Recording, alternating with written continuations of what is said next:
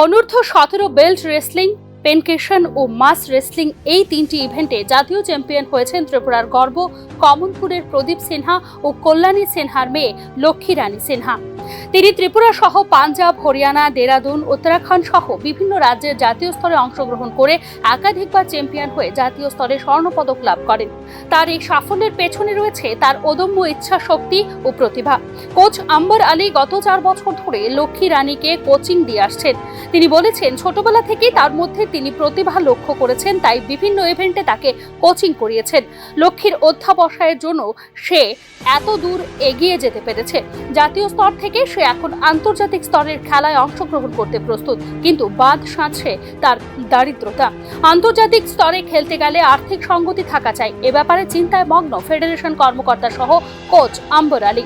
দেখা গেল ও প্রত্যেকটা স্টেট লেভেল কম্পিটিশনে, ন্যাশনাল লেভেল কম্পিটিশনে সবসময় ফার্স্ট হয়ে আসছে।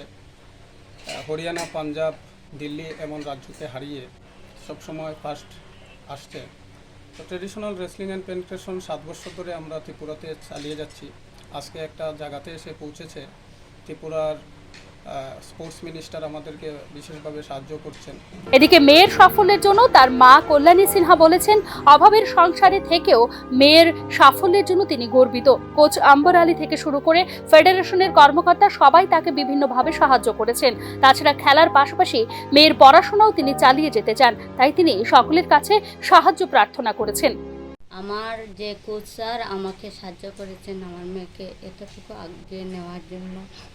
আর আমি অনেক কষ্ট করে আমার মেয়েকে আমি এটাতে করতে পেরেছি বা আমার গর্ব।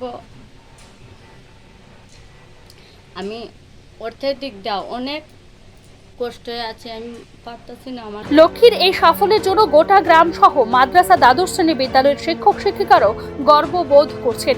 তার সাফল্যের কথা বলতে গিয়ে একজন শিক্ষিকা বলেছেন, পরপর 3টি ইভেন্টে লক্ষ্মী স্বর্ণপদক লাভ করেছে, তাই একজন শিক্ষিকা হিসেবে তিনি গর্বিত। রেসলিং, পেনক্রেশন, মাস রেসলিং এই তিনটাতেই সে গোল্ড মেডেল। সেটা আমাদের কাছে বিশাল একটা পাওয়া, সেটা বলার ভাষা রাখি না আমার। সেটা আমাদের শিক্ষক শিক্ষিকা যতটুকু গর্বিত। কমলপুর সহ ত্রিপুরার গর্ব লক্ষ্মী রানী সিনহা জাতীয় স্তর থেকে আন্তর্জাতিক স্তরে সঠিকভাবে পৌঁছাতে পারবে তো? সংশ্লিষ্ট দপ্তর ও সরকার যদি আর্থিক সাহায্যের হাত বাড়িয়ে দেন, তবে লক্ষ্মীর মতো প্রতিভাবান খেলোয়াড়রা সাফল্যের চূড়ান্ত শিখরে পৌঁছতে পারবে বলে আশা প্রকাশ করছে অভিজ্ঞ মহল। Bureau report, news now.